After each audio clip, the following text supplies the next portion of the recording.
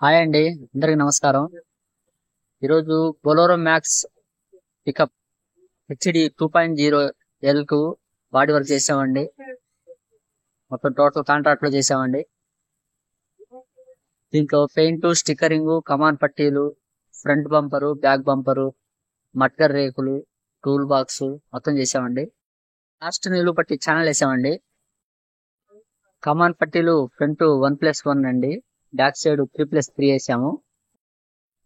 దీని క్యాబిన్ వెనకమాల కూడా అడ్డపట్టీలు ఎక్కువ వేసామండి, హెవీగా.